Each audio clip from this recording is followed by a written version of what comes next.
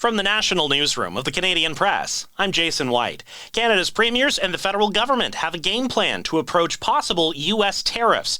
BC Premier David Eby says Conservative premiers will lobby their Republican counterparts, while left-leaning leaders court the Democrats. Premier Smith can have conversations with Republican governors that would be more challenging for me and would have more connections in potentially with the Trump administration than an NDP administration in BC would. Eby says this left-right strategy increases Canada's leverage, allowing the premiers and the federal government to lobby as many people as possible across the U.S.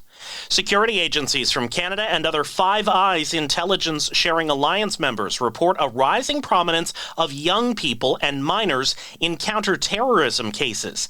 The agencies stress the importance of parents and guardians understanding their children's online activities so they can steer their kids away from content that may lead to radicalization before it's too late. Conservative leader Pierre Poilievre has kicked off debate in the House of Commons on a cheekily worded non-confidence motion. It quotes some of NDP leader Jagmeet Singh's harshest language against the Liberal government, but not before New Democrat MP Heather McPherson flipped the script on Poilievre, forcing a surprise debate on abortion access. The Liberals are too weak to stand up to those premiers, those Conservative premiers who are restricting women's access to health care. The Conservatives called the move a trick to try to protect the NDP from an embarrassing vote. The Liberal government's outlawed another 324 firearm varieties and proposes donating the guns to Ukraine. Gun control advocates had expressed concern many assault-style firearms were not covered by the initial firearm ban in 2020.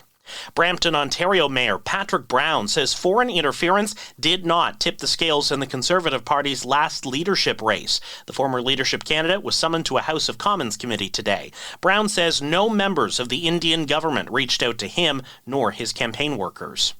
Honda has issued a voluntary recall for about 12,000 vehicles in Canada.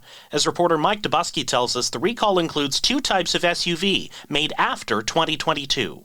Honda Pilots and Honda Passports are getting recalled. The recall notice says there may be an improper connection in the vehicle's fuel pipe, which means it could break apart and leak gasoline in the event of a crash. Owners of the affected models will be contacted by mail in January, asked to take their vehicles to an authorized Honda dealer for a free inspection. Vancouver's iconic Gastown Steam Clock is ready for Taylor Swift this weekend. It's been retuned to play Shake It Off every 15 minutes. The idea started as an April Fool's joke, but the area's business association decided it would be a joyful way to be part of Swift's Vancouver takeover. This is the Canadian Press.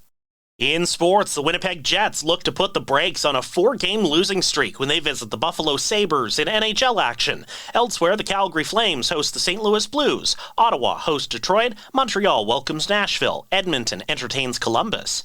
In the NBA tonight, the Toronto Raptors look to continue home court momentum as they host the Oklahoma City Thunder. The Hamilton Tiger Cats have named Ted Govea as the CFL team's new general manager. He spent the last 10 seasons with the Winnipeg Blue Bombers.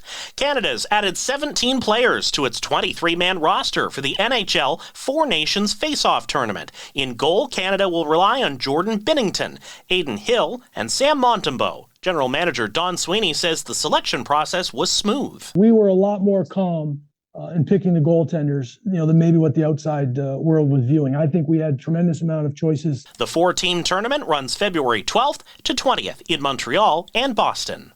From the Canadian Press, I'm Jason White. Thanks for listening. Don't forget to follow and subscribe. For more of today's top stories, visit thecanadianpressnews.ca.